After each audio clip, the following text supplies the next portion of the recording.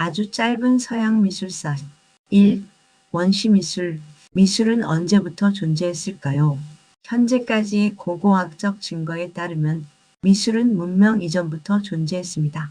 원시미술의 대표적인 예는 동굴 벽화입니다. 이 점은 원시미술이 주술적 의례적 목적을 가진 미술이었음을 보여줍니다. 원시미술의 특징은 다음과 같습니다. 실용적 목적, 사냥과 생존에 대한 염원, 대상에 대한 높은 관찰력, 미적 자율성보다는 기능성 중심입니다. 2. 이집트 미술. 이집트 미술은 미술이 처음으로 체계화된 문명 미술입니다. 이집트 미술의 핵심 목적은 단 하나입니다. 통치자의 영생. 이집트에서는 인간이 죽은 뒤에도 영혼이 육체로 돌아온다고 믿었고 미술은 이를 돕는 수단이었습니다. 그래서 이집트 미술에는 강력한 형식 규범이 존재합니다. 얼굴 측면, 눈 정면, 상체 정면, 하체 측면, 중요 인물은 크게 표현. 이는 기술 부족이 아니라 영원성과 질서를 유지하기 위한 선택이었습니다. 이집트 미술은 자연을 관찰하기보다는 개념과 질서를 시각화한 미술이라 할 수 있습니다. 3. 그리스 미술 관찰이 시작되다. 이집트 미술은 매우 규범적이었습니다. 그리스인들은 이 규범을 그대로 따르지 않았습니다. 미술사학자 곰브리치는 이렇게 말합니다. 그리스인들은 옛 방식을 그대로 따르기보다 자기만의 방법을 찾기로 결심했다. 그럴 수 있었던 이유는 분명합니다. 그리스는 민주주의 사회였고 무역과 교류가 활발했으며 전통의 의문을 제기할 수 있는 문화가 형성되어 있었습니다. 초기 그리스 미술은 이집트 미술과 닮아 있습니다. 그러나 자세히 보면 다릅니다. 시선이 대상에 집중되고 발이 자연스럽게 움직이며 방패가 비스듬히 놓입니다. 족각에서도 근육이 서서히 살아나기 시작합니다. 그리스 미술은 규범에서 벗어나 관찰을 통해 형상을 만들어가기 시작합니다. 이제 그리스 미술의 후기, 헬레니즘 미술로 넘어갑니다. 4. 헬레니즘 미술, 감정과 드라마의 등장. 헬레니즘은 알렉산드로스 대왕 사후 그리스 문화가 광범위하게 확산된 시기를 말합니다. 헬레니즘 미술의 특징은 명확합니다. 극적인 감정, 고통과 긴장, 복잡한 자세, 불안정한 구도. 대표작은 라오콘 군상입니다.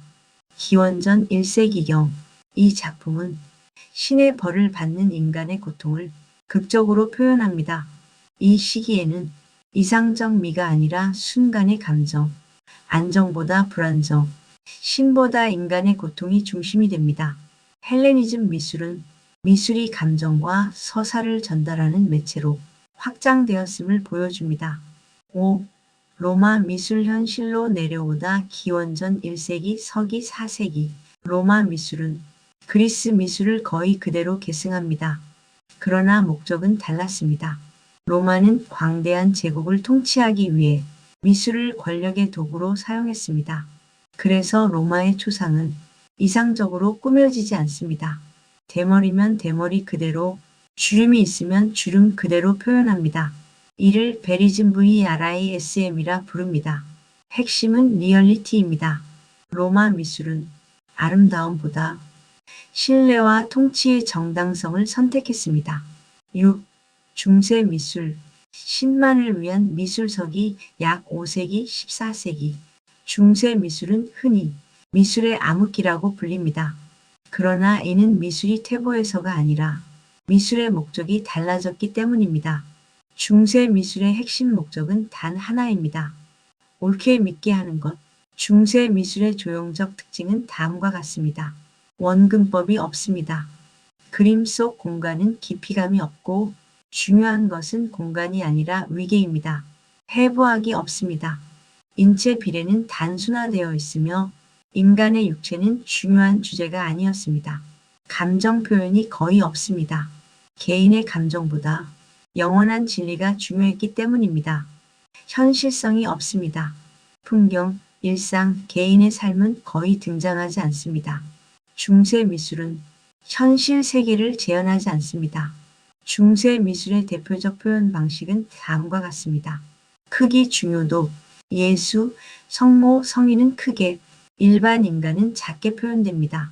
상징의 사용, 빛은 신성을, 황금 배경은 선상 세계를, 파랑은 성스러움을, 붉은색은 희생을 의미합니다.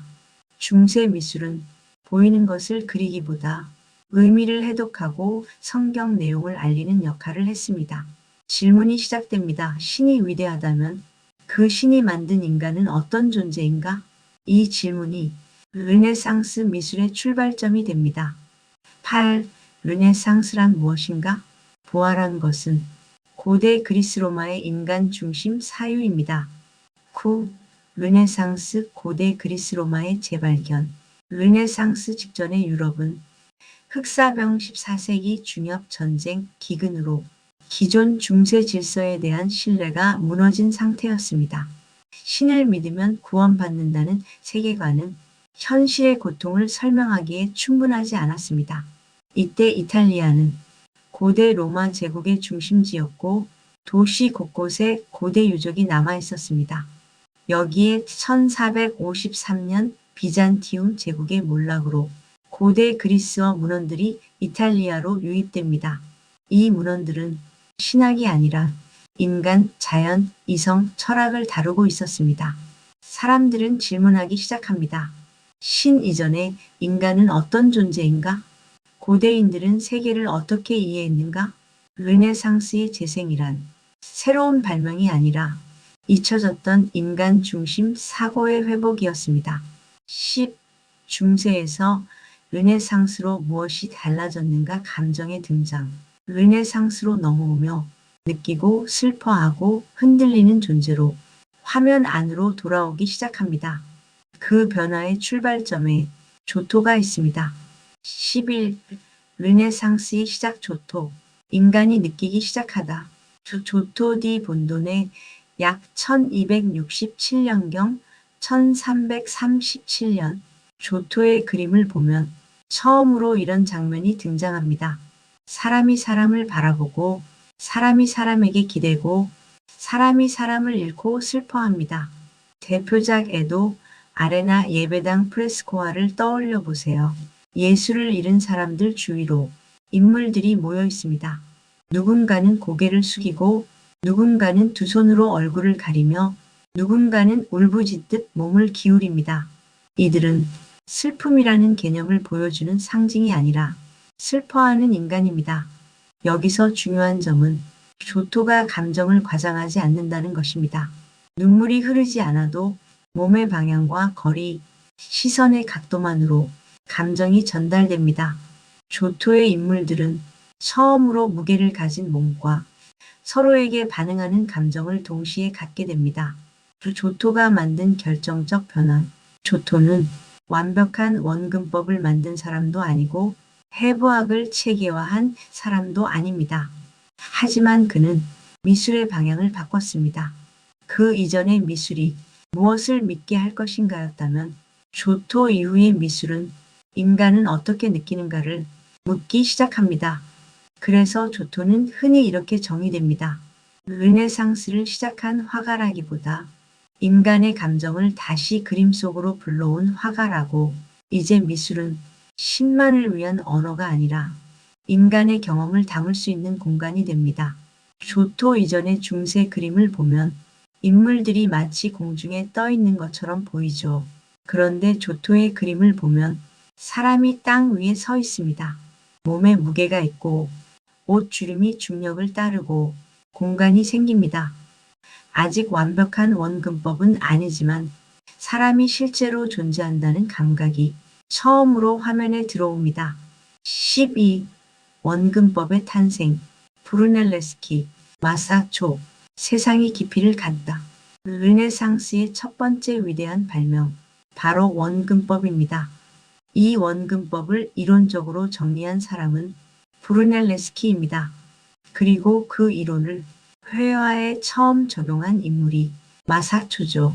마사초의 성삼위일체 1427경을 보시면 사람들이 처음 이 그림을 봤을 때 벽을 뚫어놓은 줄 알았다고 합니다. 왜냐하면 그 전까지는 그림 속 공간이 실제 공간처럼 열려 보인 적이 없었기 때문이죠.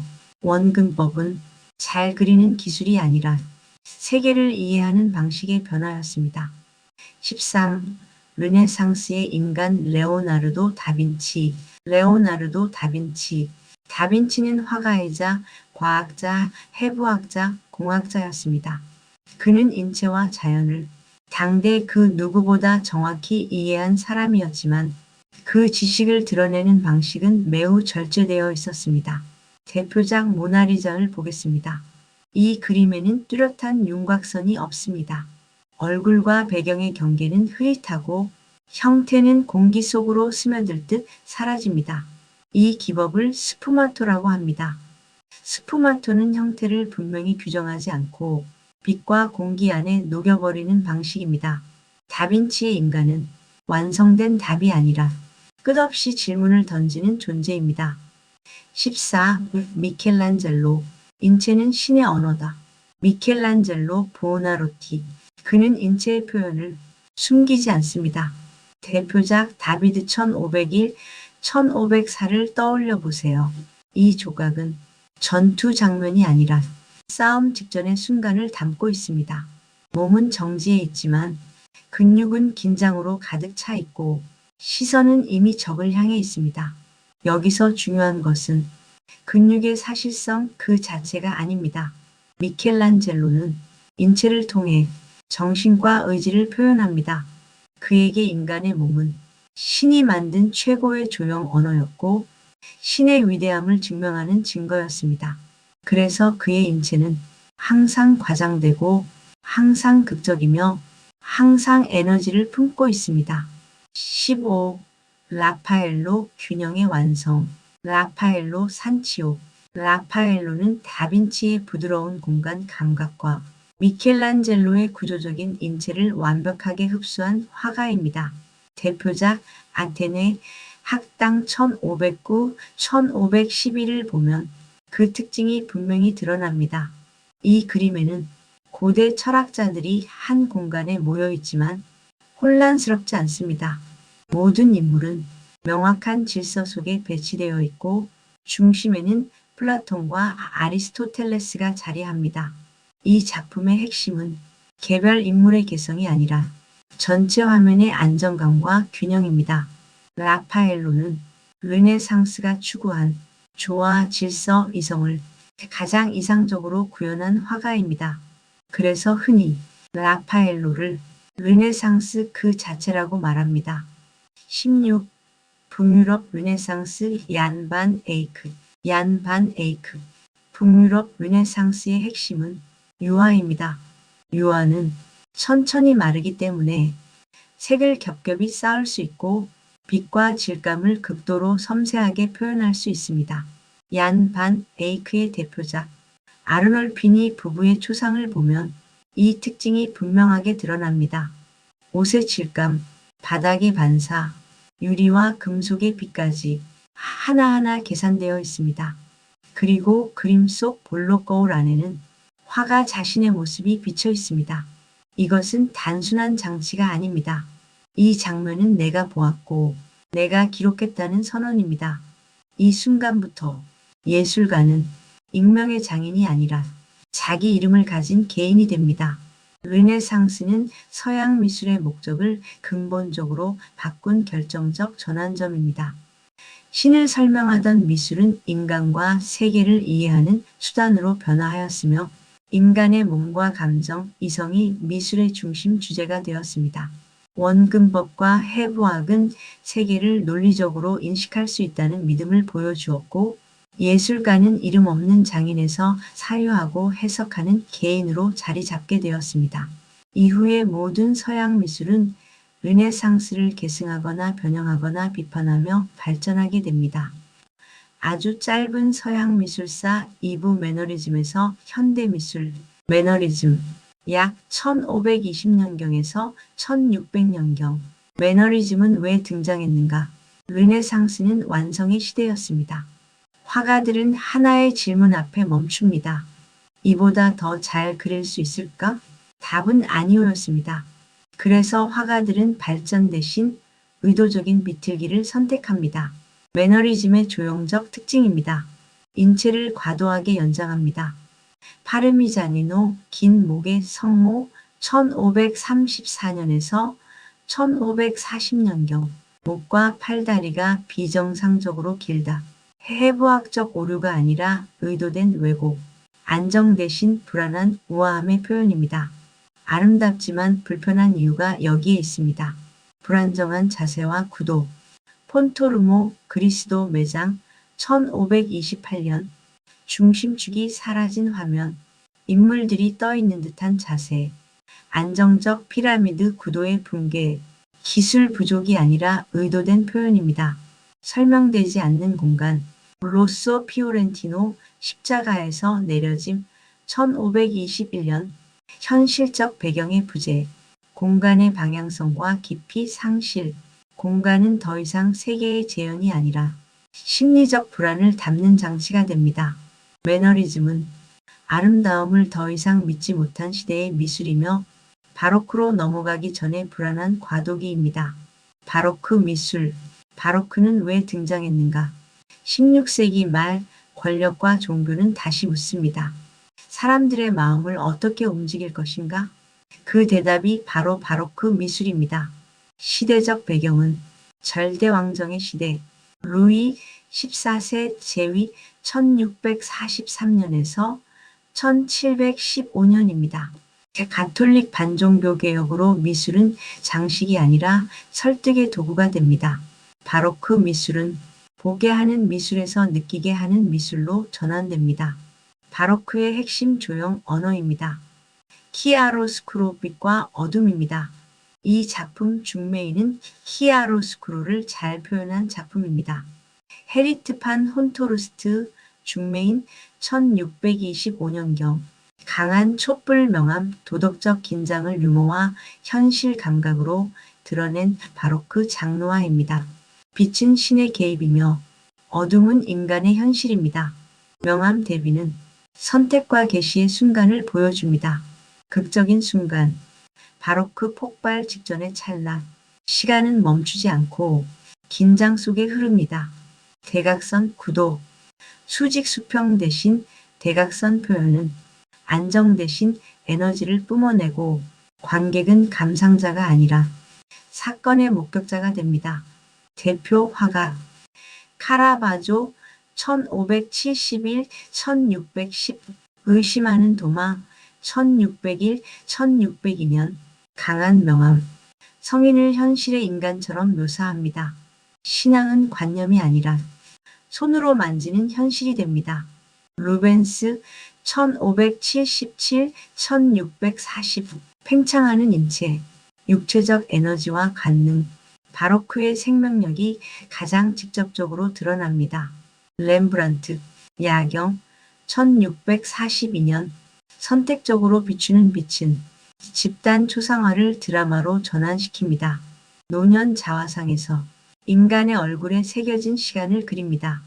베르메르 1632년에서 1675년 조용한 일상 의미가 있습니다. 자연광을 이용합니다.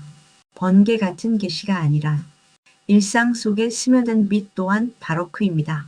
로코코 미술 약 1715년에서 1780년 바로크가 신앙과 권력을 설득하기 위한 웅장하고 격정적인 미술이었다면 로코코는 권력의 중심이 느슨해진 뒤 사적인 삶을 장식하는 미술입니다. 1715년 루이 14세가 사망하자 절대왕정의 긴장이 완화됩니다. 문화의 중심이 베르사유에서 파리의 살롱과 귀족 저택으로 이동합니다. 후원자 변화로 교회와 국가에서 귀족 부르주아로 바뀝니다. 미술은 설득의 도구가 아니라 취향과 즐거움의 장식이 됩니다.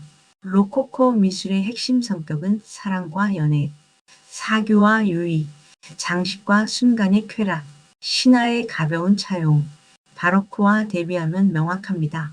로코코의 조형적 특징입니다. 파스텔 톤, 분홍, 연한 파랑, 크림색, 강한 대비 없이 부드럽게 흐르는 선, 긴장은 있으나 위협적이지 않음. 대성당이 아닌 귀족의 살롱, 응접실 정원.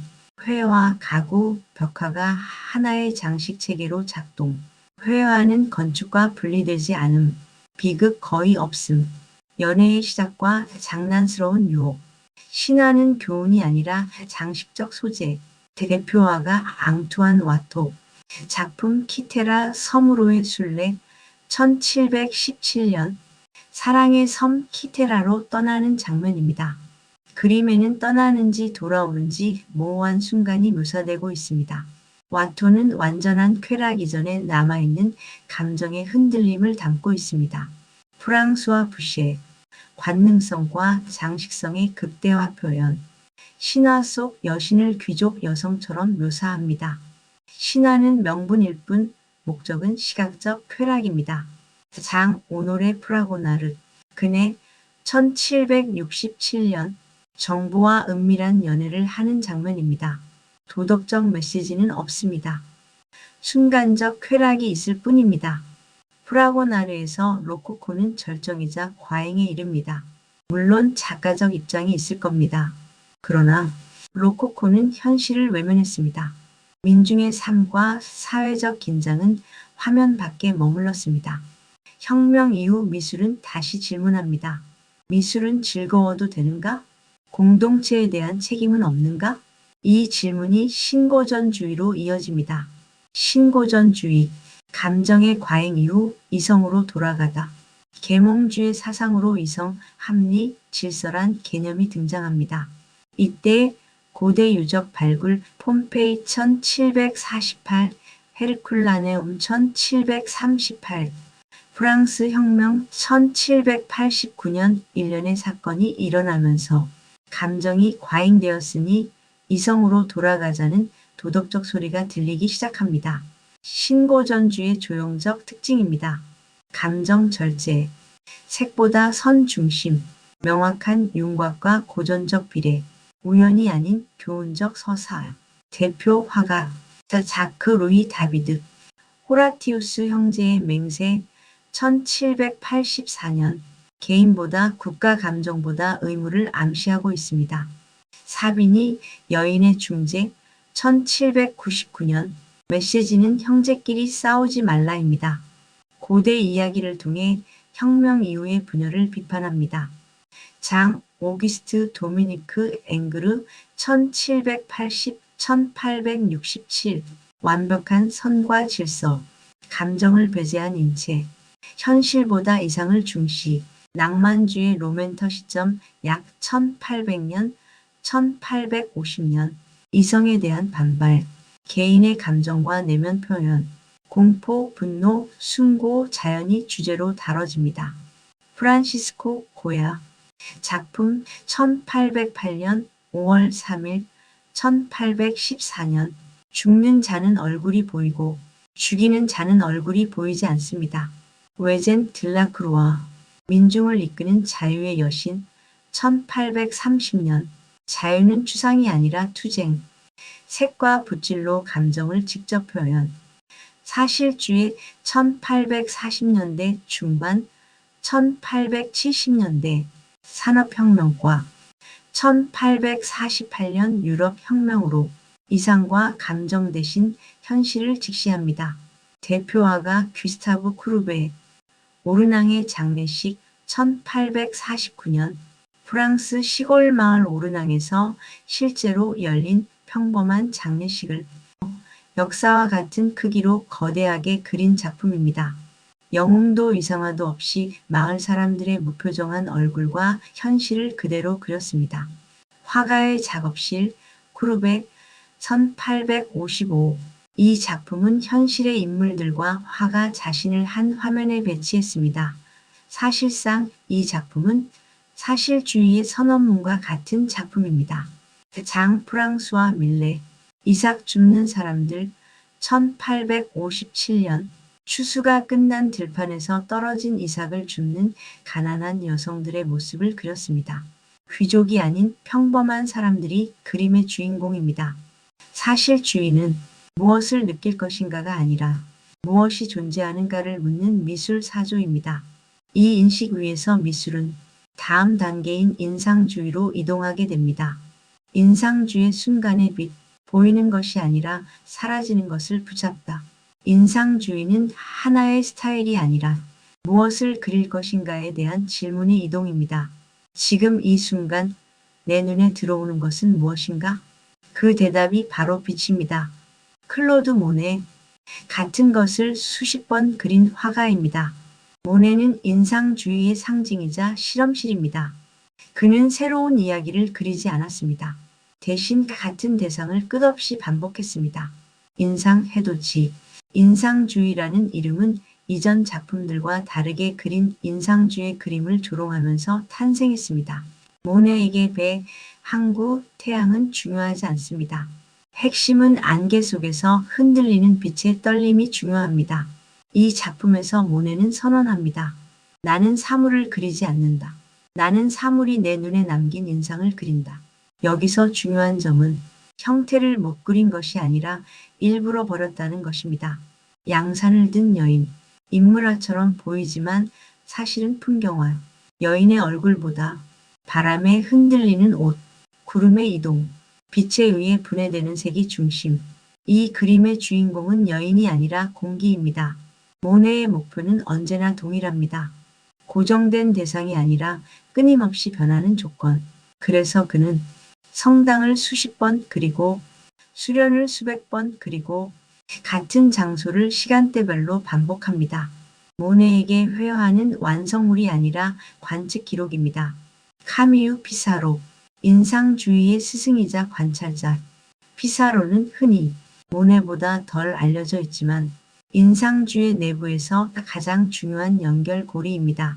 모네, 세잔, 고갱 모두에게 영향을 준 인물이며 이론가이자 실천가입니다. 그는 도시와 인간의 삶에 꾸준히 관심을 갖고 그림을 그렸습니다. 몽마르트르 거리 낮밤 연작. 이 연작의 핵심은 비교입니다. 낮 자연광, 공기 흐름, 밤 가스 등 인공 조명, 도시의 리듬.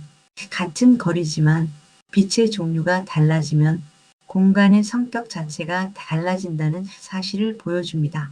피사로는 말합니다. 도시는 살아있다. 빛이 바뀌면 도시는 다른 얼굴을 가진다.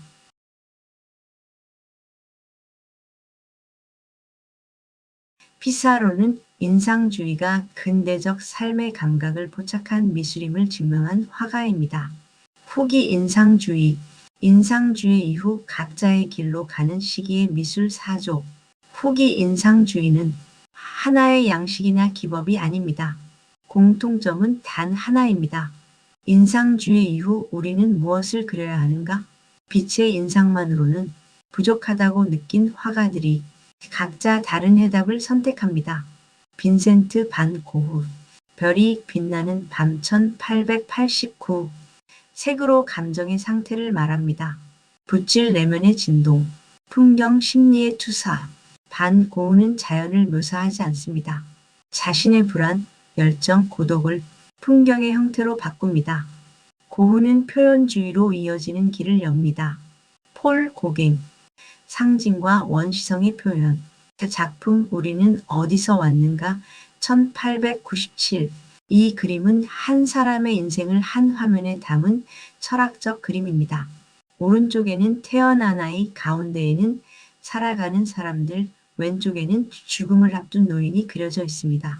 고갱은 이 그림을 통해 인간은 어디서 와서 어떻게 살고 어디로 가는가라는 질문을 던집니다.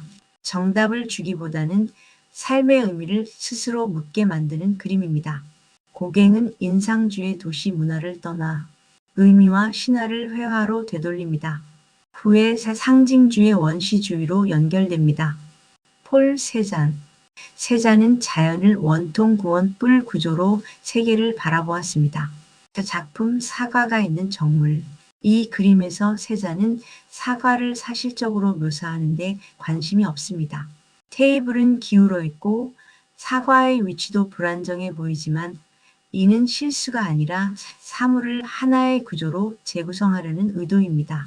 세잔은 묻습니다. 보이는 세계는 어떤 구조로 이루어졌는가?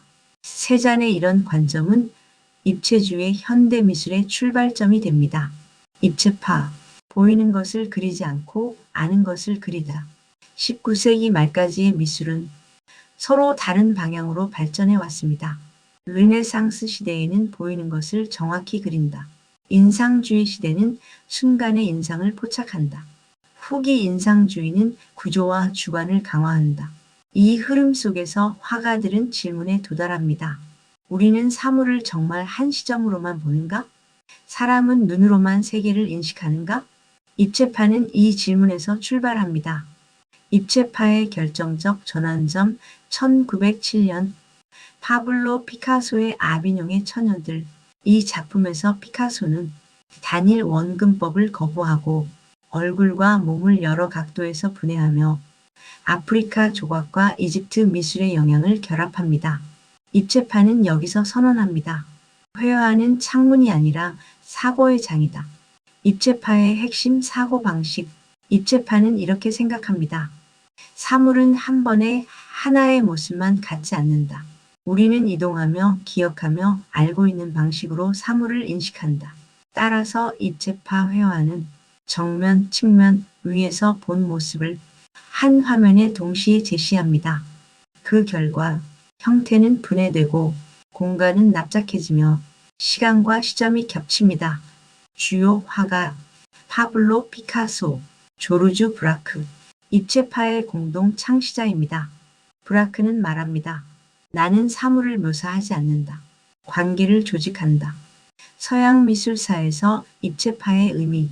입체파는 현대미술의 출발점이며 보이는 것에서 생각하는 것으로 미술의 목적을 이동시킨 사조입니다. 현대미술 20세기 이후 현대미술은 현실 재현을 포기합니다. 형식보다 개념과 태도를 중시합니다. 작품보다 질문이 중요합니다. 미술의 정의 자체를 묻기 시작했습니다. 현대미술은 더 이상 무엇을 그렸는가가 아니라 왜 이것이 예술인가를 묻습니다.